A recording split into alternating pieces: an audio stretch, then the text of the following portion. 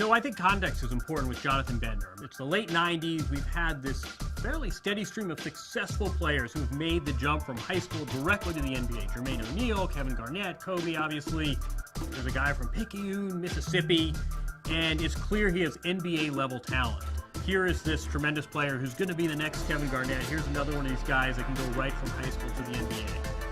I was picked 5th in the 1999 NBA draft to the Indiana Pacers.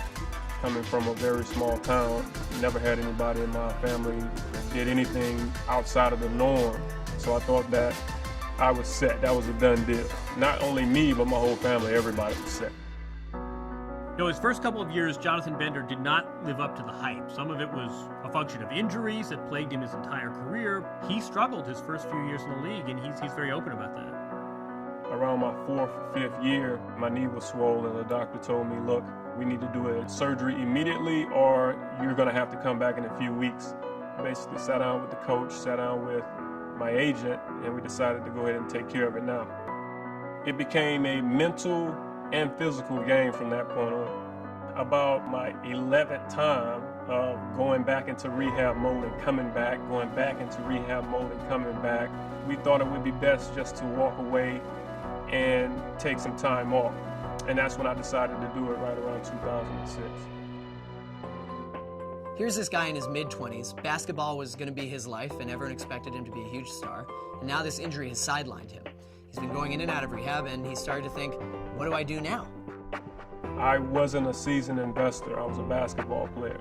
To be great or good at anything is going to take failure, so I knew the first couple of investments that I would try would probably lose.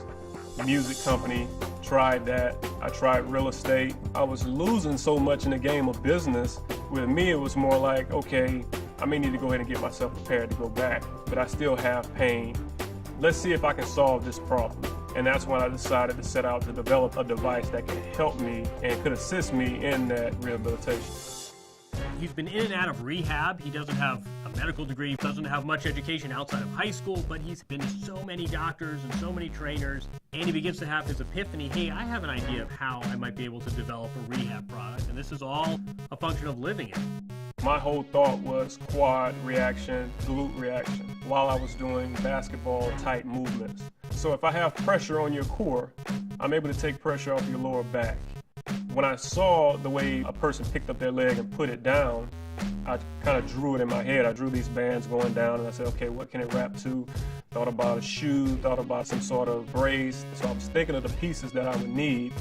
So he goes home and he starts building and comes up with what would end up his first prototype of the JB Intensive Trainer. Take these rods, and we would create 2 holes in the ankle brace, and we would push it down and then push it back up. So the metal rod is now stuck there and it can't go anywhere. So these never broke. So it's like I take all the pressure off your lower extremity, but I'm redirecting all that pressure to the muscles that matter. I had to make these one at a time.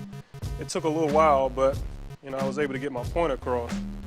I had to go through several different generations of it, just trying to see what worked, what didn't work, and that's basically what I did throughout 3 years.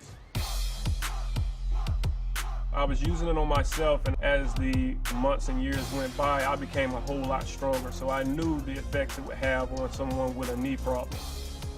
I didn't really know how to bring it to market. I didn't have that knowledge, but I knew that it would serve big later on if I was able to make a comeback, and also mention that a product that I developed helped me make a comeback. So it was sort of a save yourself, but at the same time, this is a good marketing play. 3 years after the surgery, he gets back in the NBA, plays some games for the New York Knicks, great success story, and Donnie Walsh, who's now at the Knicks, who was the man who drafted Jonathan Bender out of high school a decade ago, offers him a contract. And by this point, Bender says, you know what, I've played in the NBA, thank you, sir.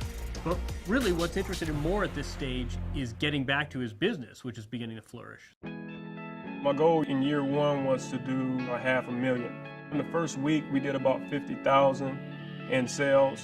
But obviously we've gone through that. It's doing real well and definitely exceeded the goal so far. Here's a player best known for his injuries, and yet it was rehabbing those injuries and all those trips to the doctors and all those days in rehab that really helped give him the idea for a product that's going to make him successful post-basketball. As I run across people nowadays, other NBA players, other athletes, they'll tell me, hey, I got your product. It's wonderful. I use it every day. It just takes all the pressure off my back. And it's wonderful to know that I'm able to help one of my NBA colleagues out, and as well to help as many people as we can, from our affiliates to people in any type of pain.